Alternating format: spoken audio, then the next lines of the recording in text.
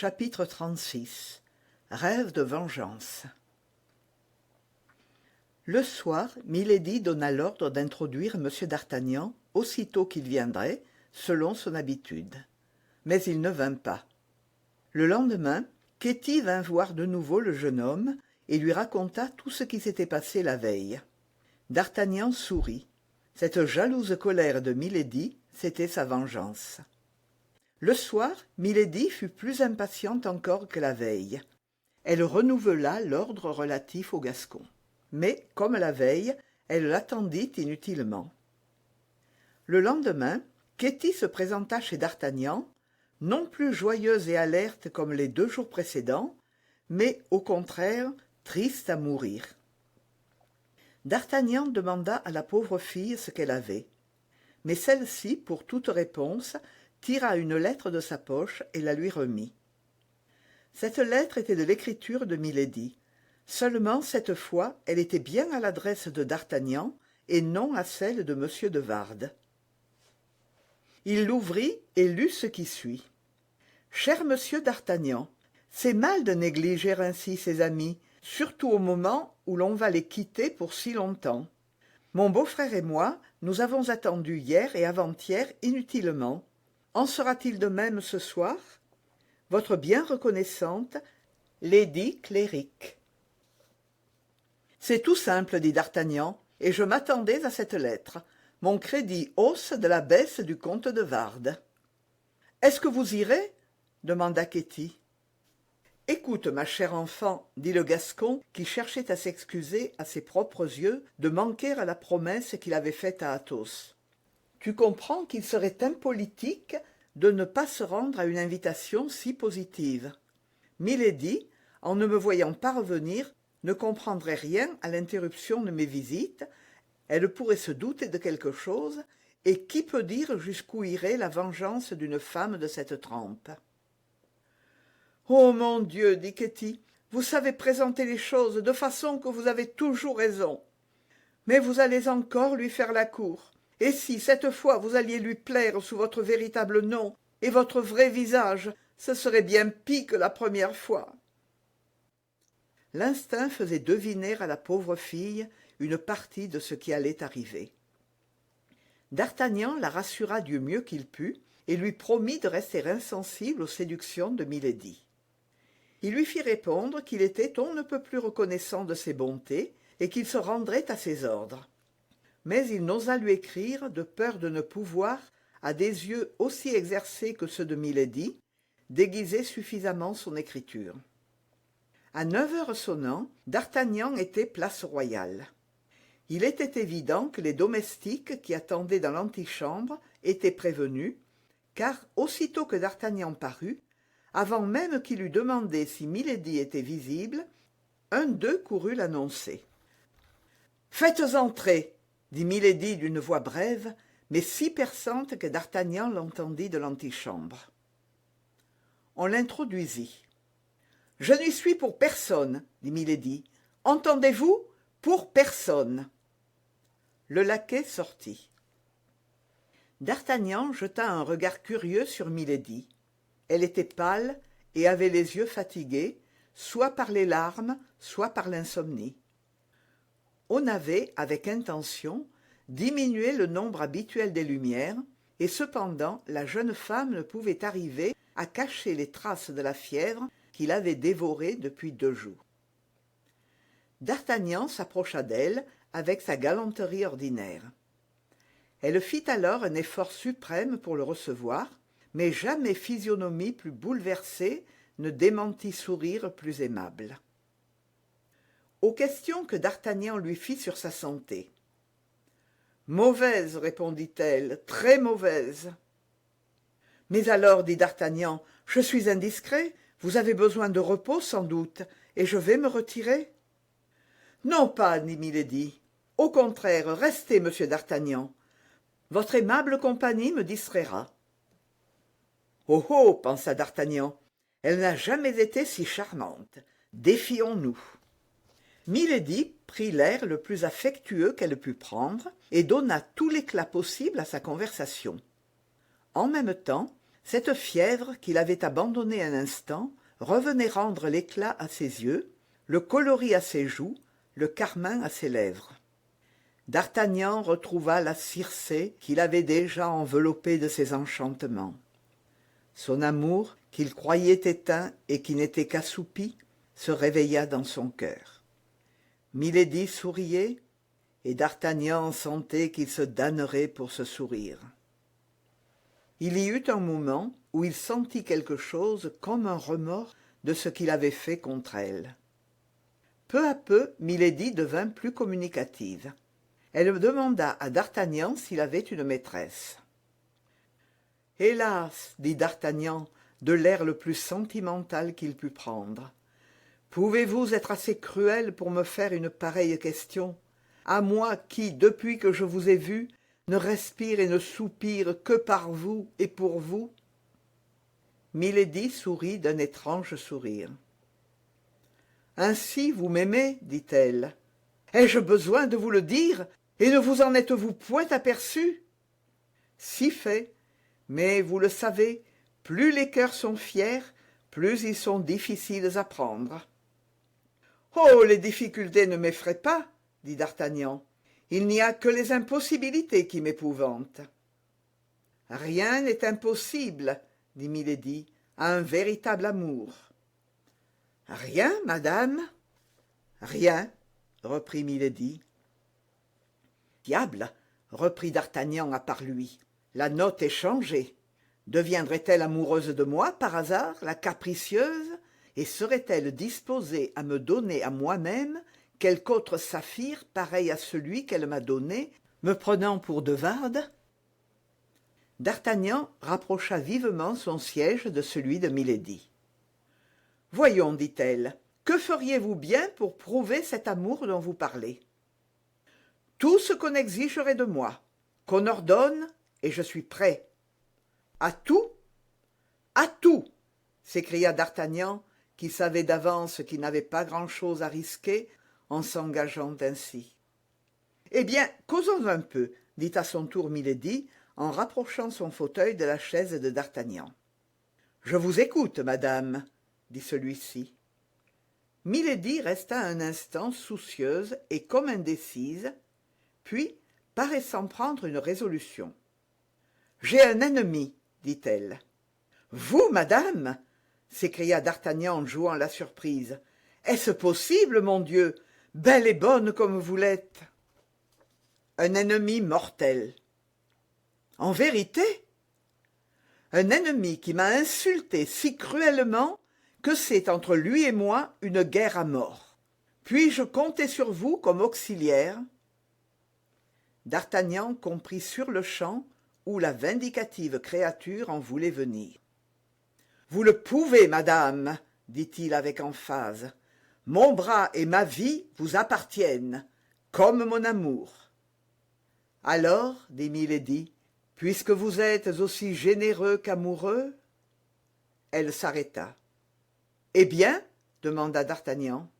« Eh bien, reprit Milady après un moment de silence, cessez dès aujourd'hui de parler d'impossibilité. »« Ne m'accablez pas de mon bonheur !» s'écria d'Artagnan en se précipitant à genoux et en couvrant de baisers les mains qu'on lui abandonnait. « Venge-moi de cette infâme de Wardes, murmura Milady entre ses dents, et je saurai bien me débarrasser de toi ensuite, double sot, lame d'épée vivante. Tombe volontairement entre mes bras après m'avoir raillé si effrontément, hypocrite et dangereuse femme, pensait d'Artagnan de son côté, et ensuite je rirai de toi avec celui que tu veux tuer par ma main. » D'Artagnan releva la tête. « Je suis prêt, dit-il. »« Vous m'avez donc comprise, cher monsieur d'Artagnan, dit Milady. Je devinerais un de vos regards. Ainsi, vous emploieriez pour moi votre bras, qui s'est déjà acquis tant de renommée?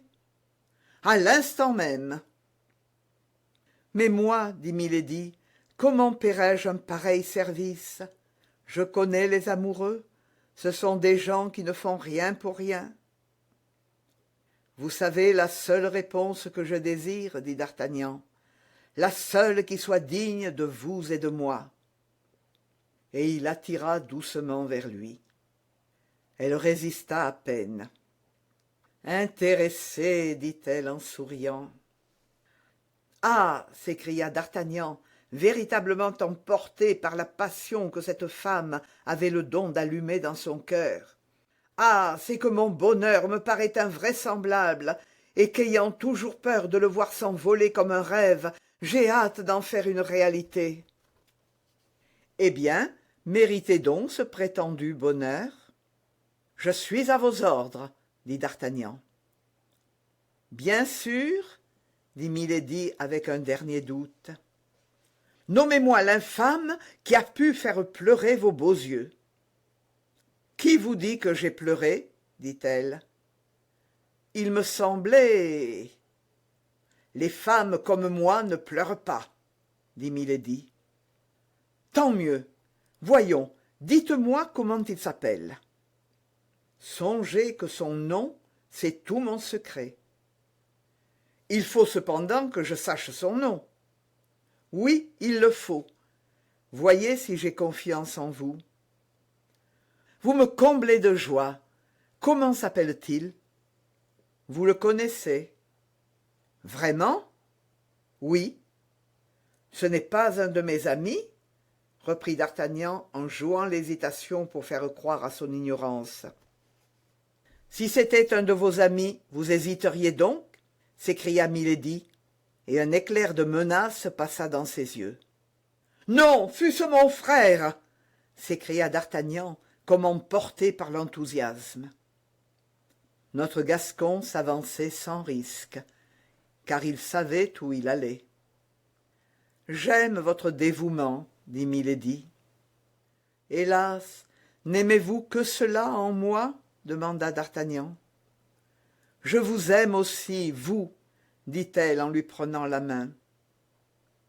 Et l'ardente pression fit frissonner d'Artagnan, comme si, par le toucher, cette fièvre qui brûlait Milady le gagnait lui-même.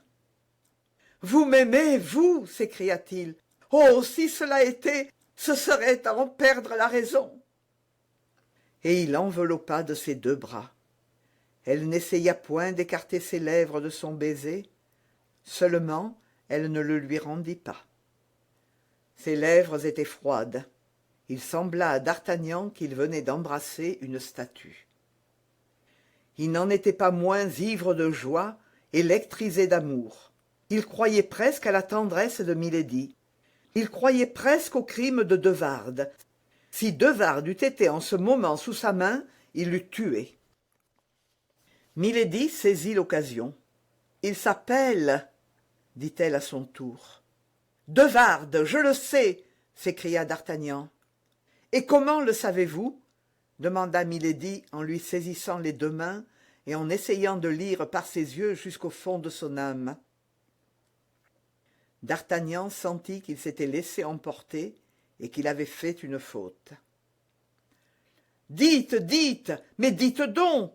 répétait Milady. « Comment le savez-vous » ? « Comment je le sais » dit d'Artagnan. « Oui, je le sais parce que hier, de Wardes, dans un salon où j'étais, a montré une bague qu'il a dit tenir de vous. »« Le misérable !» s'écria Milady. L'épithète, comme on le comprend bien, retentit jusqu'au fond du cœur de d'Artagnan. « Eh bien, continua-t-elle, eh bien, je vous vengerai de ce misérable !» reprit d'Artagnan en se donnant des airs de Don Japhet d'Arménie. « Merci, mon brave ami !» s'écria Milady. « Et quand serai-je vengé ?»« Demain, tout de suite, quand vous voudrez. » Milady allait s'écrier tout de suite, mais elle réfléchit qu'une pareille précipitation serait peu gracieuse pour d'Artagnan. D'ailleurs, elle avait 1000 précautions à prendre, 1000 conseils à donner à son défenseur pour qu'il évitât les explications devant témoins avec le comte. Tout cela se trouva prévu par un mot de d'Artagnan. « Demain, dit-il, vous serez vengé ou je serai mort. » Non, dit-elle, vous me vengerez, mais vous ne mourrez pas, c'est un lâche. Avec les femmes, peut-être, mais pas avec les hommes, j'en sais quelque chose, moi. Mais il me semble que dans votre lutte avec lui, vous n'avez pas eu à vous plaindre de la fortune. La fortune est une courtisane. Favorable hier, elle peut me trahir demain. Ce qui veut dire que vous hésitez maintenant. Non, je n'hésite pas, Dieu m'en garde. Mais serait-il juste de me laisser aller à une mort possible sans m'avoir donné au moins un peu plus que de l'espoir? Milady répondit par un coup d'œil qui voulait dire « N'est-ce que cela? Parlez donc !» Puis, accompagnant le coup d'œil de paroles explicatives, « C'est trop juste, dit-elle tendrement. »« Oh, vous êtes un ange, dit le jeune homme. »« Ainsi, tout est convenu, dit-elle. »« Sauf ce que je vous demande, chère âme. »« Mais lorsque je vous dis que vous pouvez vous fier à ma tendresse, je n'ai pas de lendemain pour attendre. Silence, j'entends mon frère. Il est inutile qu'il vous trouve ici. » Elle sonna. Ketty parut. « Sortez par cette porte, dit-elle en poussant une petite porte dérobée, et revenez à 11 heures. Nous achèverons cet entretien.